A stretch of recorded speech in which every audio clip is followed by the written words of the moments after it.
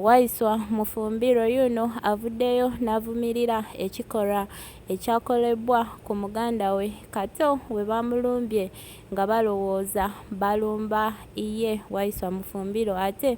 atabukidde ne Speaker wa Parliament omukyala Anita Amongi amulabudde yeesonyiwe Rebecca Kadaga amuviireko ddala naye nga muri mutya badiya mwasibye mutya mwasuze mutya kansubire muri bulungi byonna yonna gye muli okulabira atanaba subscribinga mukwano kusaba soko subscribinge Meranke News liking eno video sharing commentinga teekako notification bell ako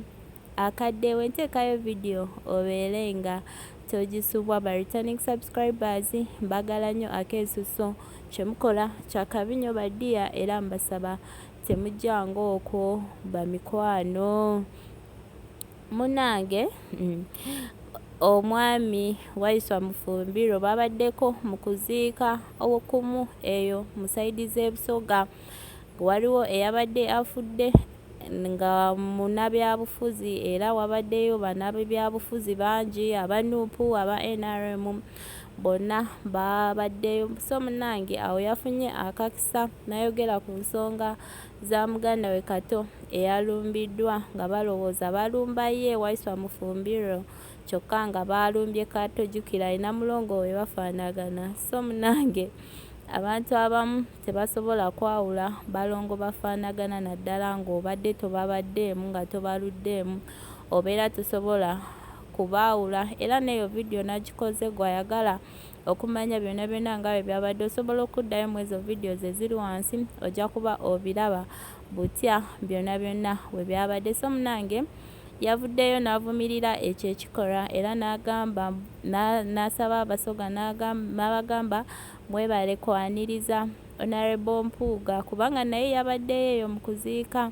n'abagamba beebale kumwaniriza beebale butamuyisa nga we bayisizza muganda we KATO e Buganda bwe bamuyisiza bubi nnyo era n'agamba yeebaza abasoga kubanga bo tebalina ogwo omutima we gutyo ng'ogw'Abaganda engeri gye bayisizaamu muganda we ate n'atabukiraawo ne Speaker Anita Amongi n'amugamba yeesonyiwe Rebecca Kadaga amuveeko jjukira we mabegako Speaker Anita Amongi yavaayo n'ayogererawo ebigambo bingi Rebecca Kadaga era abantu bangi bavaayo ne bamutabukira bubi nnyo nga bamugamba amwesonyiwe so munange ne WAISWA MUFUMBIRO naye yavuddeyo n'amutabukira n'amugamba busoga ya Kadaga era Anita Amongi talowooza munajja kwogera ebyo byonna byonna abasoga bamwagale basanyuke olw'ebyo byayogera nedda era yamulabudde n'amugamba byonna abikole abbe ssente biki byonna abikole naye Rebecca Kadaga amwesonyiwe amuveeko amuviireko ddala n'amugamba era bamukozesa ensobi we baamala omukozesa bamusuula eyo munange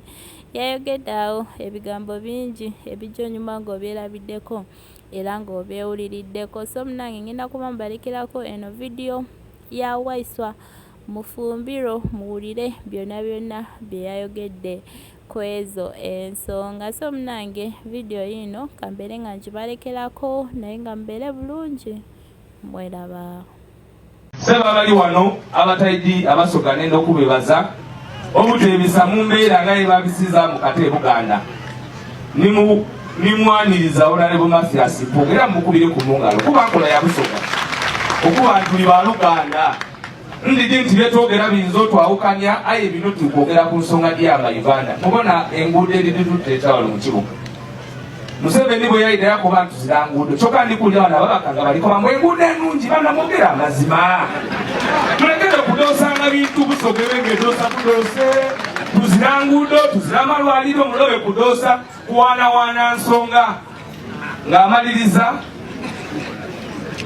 eno busoga tuli bakadaaga ekyo nenze nkyogere anti mwe mutya webagaawo emisanga egiriwo mulobe kugisiba ku Kadaga mwamukuba mwamuwumuzeere mwamuteere mulobe kumusinga ku misango gitali gije ekyo ndikubasaba busaba nale balita amongo tolirabuka edikukuvumbamu kazo yawumula ekyo nenze njogere kuba ninza Alex Mufumbiro, I speak my mind. Ate ku mulambo gwa muganda wange mbaire nina okwogera ekyo. Mama Kadaga muleke kola mirimu gyo mukupulezente, mama muleke abeewo ali mirembe gye. Olemi mama waife atubeereirewo namutola mu ofiisi eyo mwamusuula eyo, kale mumuleke aweereze mutamuta kumbeera ye muli ku mutaaku ate mwinde mwogere ebigambo ebirungi mu kuziika. Nimwe ababaka b'ebusoga mwireku ove ku mama Kadaga. Kulwa Katonda n'ensi yange